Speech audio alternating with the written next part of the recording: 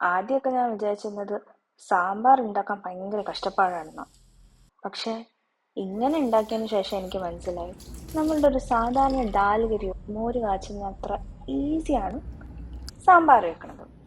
പിന്നെ കഷ്ണങ്ങളൊക്കെ അരിഞ്ഞത് വാങ്ങുകയാണെങ്കിൽ കുറച്ചുകൂടി ഈസിയാവും. ഇത്തവണ എനിക്ക് അരിഞ്ഞ കഷ്ണങ്ങൾ കിട്ടിയില്ല, അതുകൊണ്ട് ഞാൻ തന്നെ കഷ്ണങ്ങൾ അരിഞ്ഞ് കുറച്ച് കഷ്ടപ്പെട്ടു. എന്നാലും സാമ്പാർ അടിപൊളിയായിരുന്നു. ഇങ്ങനെ 1 പോട്ട് സാമ്പാർ വെക്കാൻ വേണ്ടി നമ്മൾ പ്രഷർ കുക്കറിൽ സാമ്പാറിന് വേണ്ട എല്ലാ സാധനങ്ങളും ഒരുമിച്ചിട്ട് ഒരു 3-4 വിസിലടിച്ച് അതിലൊരു തടുക്കയും കൂടി ഇട്ടാൽ മതി. തടുക്കയ്ക്ക് മലയാളത്തിൽ എന്താ പറയുക?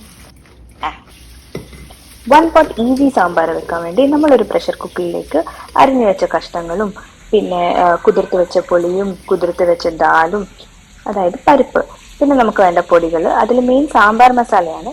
പിന്നെ കുറച്ച് പച്ചമുളകും ചെറിയുള്ളിയും, ചെറിയുള്ളി അല്ലെങ്കിൽ സവാള ആയാലും മതി, കുറച്ച് മഞ്ഞൾപ്പൊടി, മുളക് പൊടി, മല്ലിപ്പൊടി, ഉപ്പ്, കായം, ഇതെല്ലാം കൂടിയിട്ട് ഒരു 3-4 വിസിലടിച്ച് മാറ്റി വെക്കണം.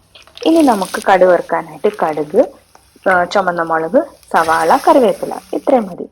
കടുക് വറുത്തതും കൂടെ ആഡ് ചെയ്തിട്ട് കുറച്ച് മല്ലിയില തൂവി എൻജോയ്.